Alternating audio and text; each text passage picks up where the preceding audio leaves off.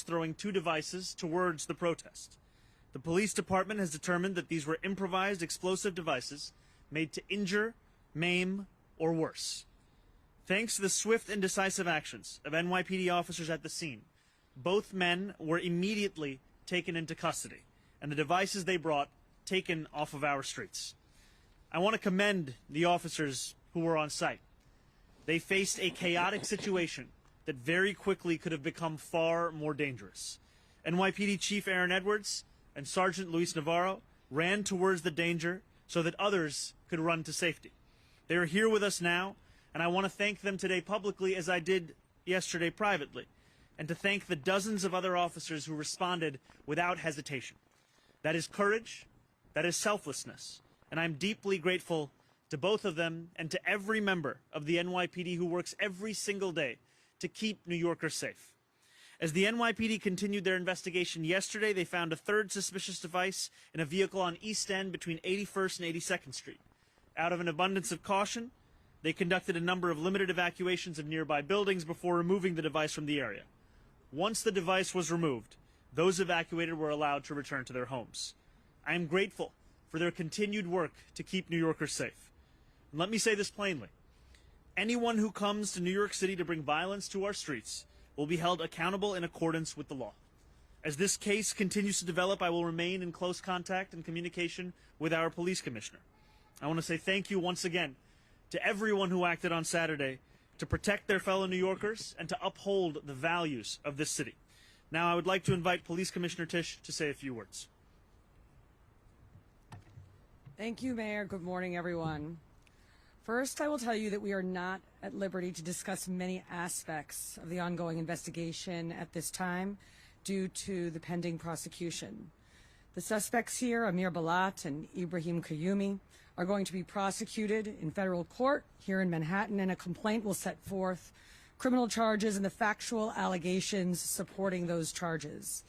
After that complaint is made public, which I expect to occur later today, I will be able to say much more about the investigation and what we have learned in this case. But it is crucial that we respect that process and not get ahead of it. That being said, I can confirm this morning that this is being investigated as an act of ISIS-inspired terrorism.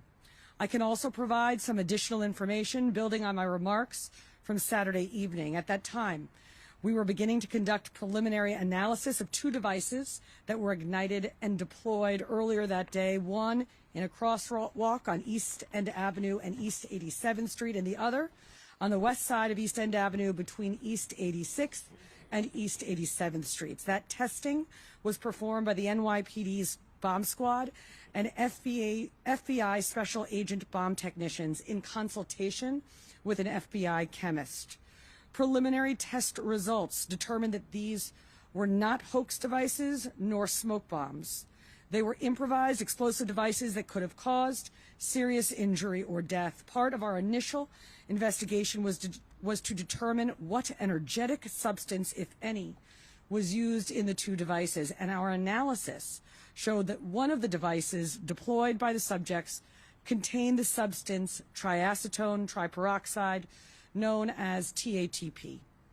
Now, TATP is a dangerous and highly volatile homemade explosive that has been used in IED attacks around the world. Our bomb squad then rendered safe both devices.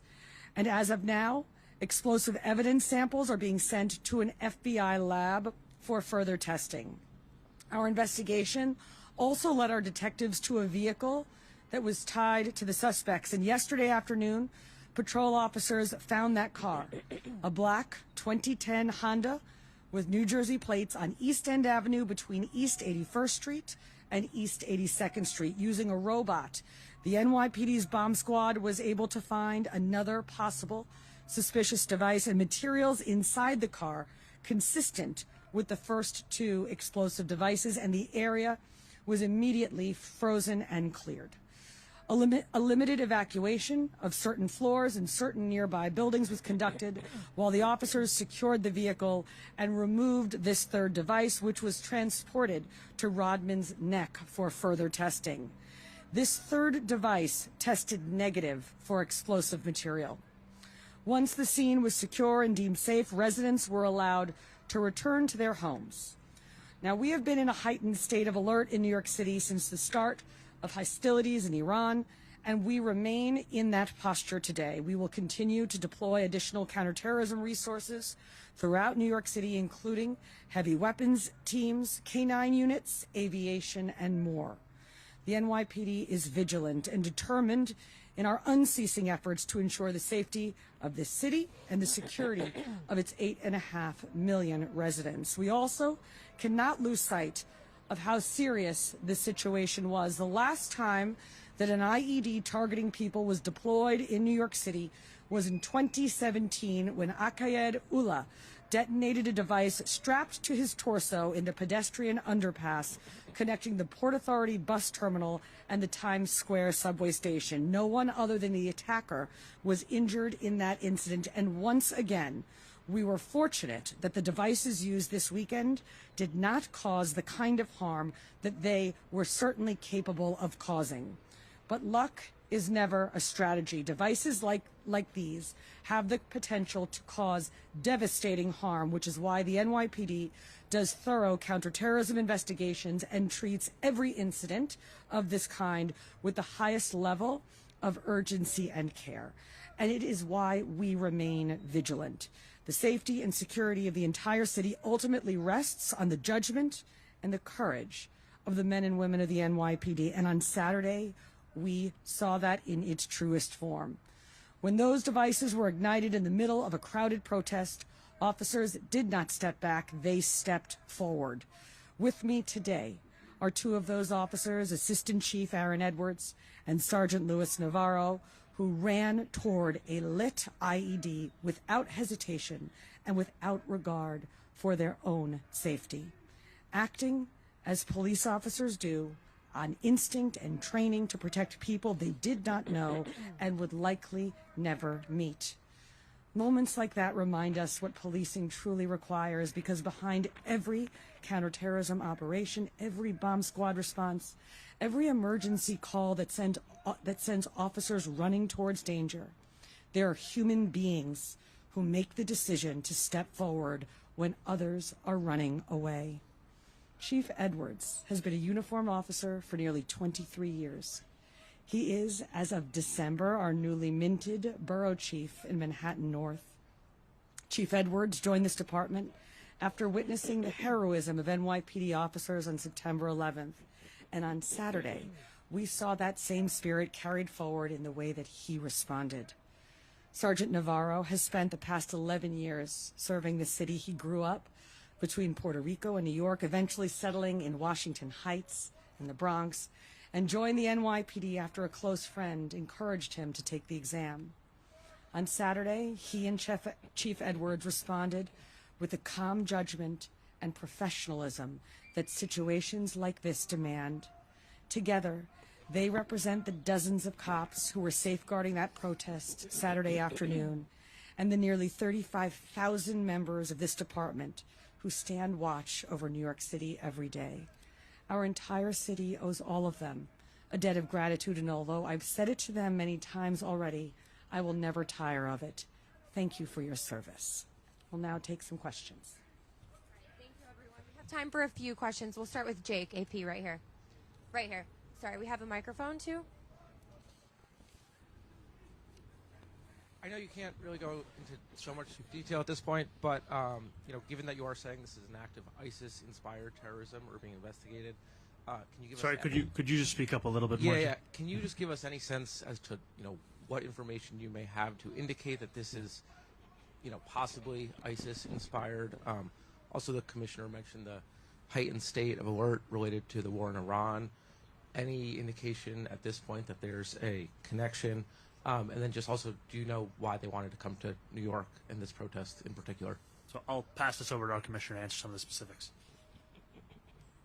So, Jake, at this time, we do not have any information that connects this investigation to what's going on overseas in Iran. As to the other questions that you posed, I don't want to say anything that could introduce prejudice into the prosecution or do anything that will make the prosecutors' jobs more difficult. What I can say is that the complaint, I expect, will be unsealed later this afternoon, and once that happens, I will be at greater liberty to discuss and answer the questions that you pose. Thank you. We'll go to Andrew Seff now. Mayor, you said you were not home at the time of this incident. Can you tell us where you were, how you learned about this incident, and what went into your thought process about why you didn't speak about this publicly either on Saturday when the commissioner did or on Sunday? So we had known that this was a protest that was scheduled for over a week, and I had known that there were precautions being taken, and I'm incredibly appreciative of the work that the NYPD both did in advance, as well as the work that we've spoken about having happened on the day and since then. My wife and I were at the New York City Sign Museum in Brooklyn at the time. We continued to be kept up to date as to what was going on both in the midst of the protest and the aftermath of the protest. And we also wanted to ensure that we were able to address New Yorkers directly and clearly with all of the facts as we had them, especially given how fast-moving this has been. Wanted to ensure that we had all of that together. Thank you. We'll go to Catherine, CNN.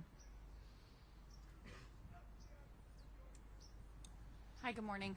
Wondering if prior to the protest there was any credible threats online from these individuals, anything that you could see from their social media presence, anything like that leading up to it, that you'd know that they'd be traveling from Pennsylvania to attend this? Again, preliminary investigation, and you're going to learn a lot more as the complaint is unsealed, but nothing at this time that would have suggested that. Thank you. We have time for one more question. Emma, go ahead right here in the front. Have you all finished going? Oh, sorry. Has the team finished going through the devices of the two men associated, and also is there anything known about a possible third individual who was with them?